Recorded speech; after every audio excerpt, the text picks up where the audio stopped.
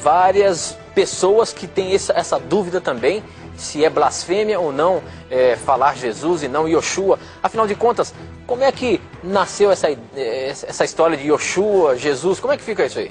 O nome Yeshua seria o nome de Jesus no hebraico, né? Seria o nome de Jesus no hebraico? Ou melhor, no aramaico?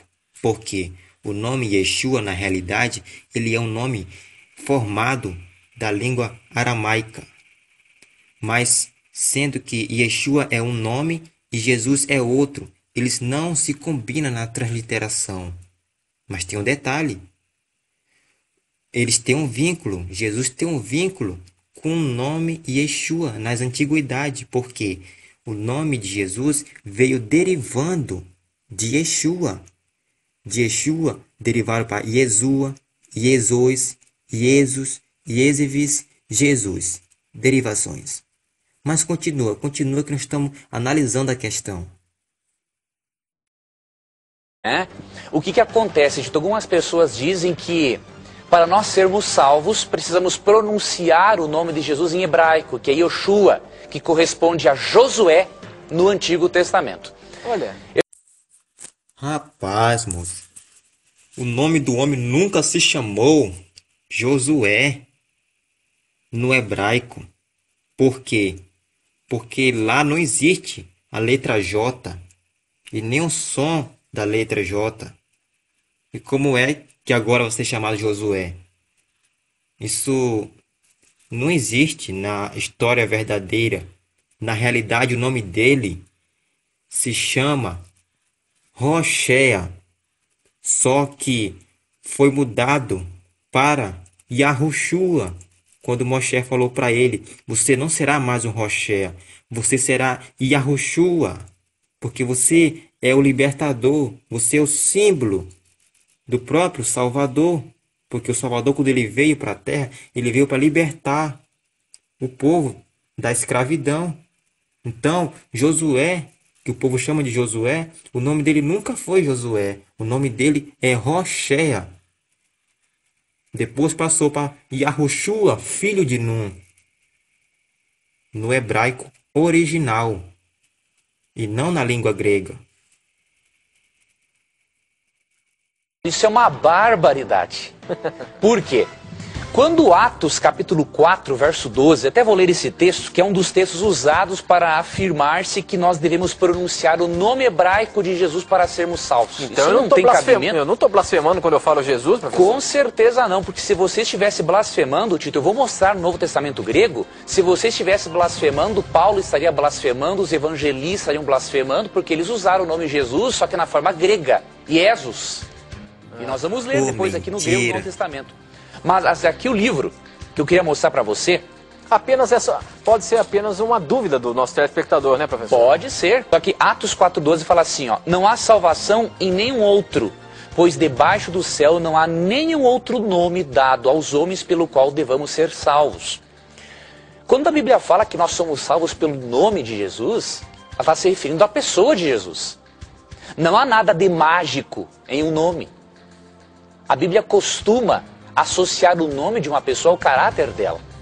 Então, quando fala que nós não somos salvos por nenhum outro nome, é porque nós não somos salvos por nenhuma outra pessoa. É o que diz Jesus em João 14,6. Ele fala assim: eu sou o caminho, a verdade e a vida. Ninguém vem ao Pai, senão por mim. Atos 4,12 está realmente falando do caráter do Salvador, porque o nome dele realmente associa ao caráter dele. E qual é o caráter do Salvador? É a salvação. Por que salvação? Porque ele é o único que salva. Ele prometeu isso para o seu povo, que vai salvar todo aquele que for batizado no nome dele. Lucas 24:47 está falando isso. Então, o nome do Salvador é o único nome que pode associar ao aspecto do Salvador, ao caráter dele, ao modo dele agir. Se ele prometeu com a sua palavra, ele vai cumprir.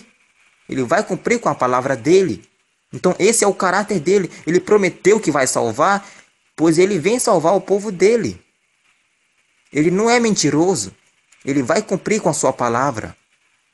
Então, o caráter dele é esse, salvação. Só para você ter uma ideia, que o nome dele significa eu sou a salvação. Yahu é a salvação.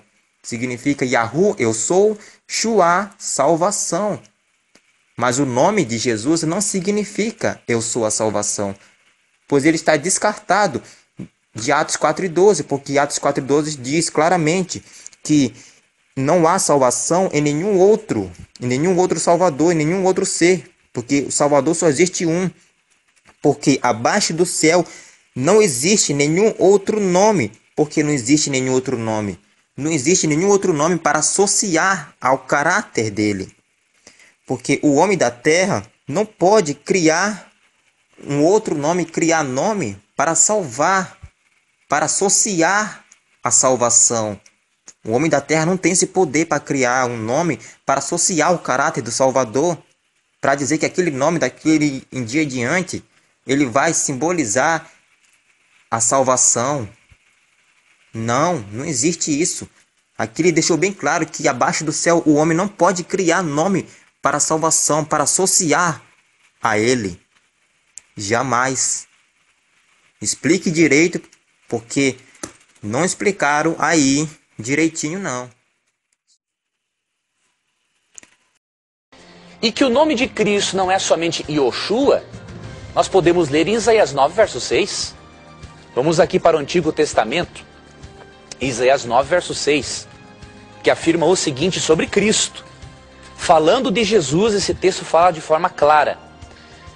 Porque um menino nos nasceu, um filho nos foi dado, e o governo está sobre os seus ombros, e ele será chamado Maravilhoso Conselheiro, Deus Forte, Pai Eterno, Príncipe da Paz. Só nesse texto Cristo possui 4 nomes. Aqui em Isaías capítulo 9, verso 6, está se referindo a nomes que são significados da pessoa do Salvador, do caráter dele. Aqui diz, porque um menino nos nasceu, um filho se nos deu, o governo está sobre os seus ombros, e o seu nome será Maravilhoso Conselheiro, Eterno Forte, Pai da Eternidade, Príncipe da Paz. Aqui está se referindo a títulos, a nomes comuns, significados. O Salvador tem vários, mas só que tem um detalhe. O Salvador, ele tem seu próprio nome. E o seu próprio nome tem um significado próprio, pessoal. Qual é? Eu sou a salvação, porque somente ele é quem salva. Não existe outro atributo para adaptar ao nome do Salvador, se não for a esse. Porque o nome dele é o único que salva. Por isso que o nome dele veio para a salvação. E o Salvador, o tempo todo, dentro das Escrituras, ele vem relatando, falando somente em um nome. Ele fala, porque o meu nome será exaltado, porque o meu povo saberá o meu nome. Ele falou no singular, ele não falou os meus nomes. Não. Aqui, nessa passagem de Isaías, capítulo 9, verso 6, está se referindo a títulos, significados. O Salvador tem vários significados, mas o nome dele tem um significado também, mas é um significado próprio, e ele tem o seu nome próprio. Agora, títulos de exaltação, significados, ele tem vários, mas só que ele tem apenas um, que é o nome dele, que tem um significado de salvação, que é a única coisa. Não é pecado você chamar Cristo de Yoshua. Não é pecado você chamar Cristo de Jesus na língua portuguesa ou do latim. Não é pecado você falar Jesus no inglês, não importa. O importa é que você invoque o nome de Cristo e tenha um relacionamento pessoal com Ele. E para provar, querido telespectador, que os autores bíblicos usaram sim o nome Jesus, algumas pessoas dizem, querido telespectador, que o nome Jesus é um nome blasfemo, porque ele significaria Deus cavalo. Isso aí não tem condições de aceitar uma coisa dessas, porque as pessoas pegam letra por letra de, por exemplo, um deus pagão e tentam associar ao nome de Jesus para dizer que Jesus significa Deus cavalo, de forma alguma. O nome Jesus, seja do hebraico quanto na sua forma grega, Iesus, significa Deus é salvação. E o que Só se for Zeus é a perdição, porque a palavra Deus se originou de Zeus, que é o maior ídolo mitológico da Grécia, o pai dos deuses. Então tiraram o Z e colocaram o D, ficou Deus, que na realidade é o mesmo Zeus da Grécia. É por isso que o Eterno vai guerrear contra os filhos da Grécia, porque eles corromperam, eles adulteraram a palavra do Eterno, eles corromperam a humanidade ensinando mentiras. E eu queria mostrar aqui no Novo Testamento grego o nome Jesus sublinhado no grego, para nós não termos nenhuma dúvida de que Jesus no português ou latim corresponde ao grego Iesus. Eu vou pegar aqui esse Novo Testamento grego. Aqui já em Mateus capítulo 1, eu já sublinhei aqui uma vez. Aqui está grifado um nome, muito obrigado, ó, tá, Iesu. Aqui é Jesus na forma grega. Virando a página aqui, está em Mateus. Você vê, por exemplo, aqui, ó, Iesu Christou, Jesus Cristo. Aqui também está em vermelho, tá? Para você ver, ó, a partir daqui, ó.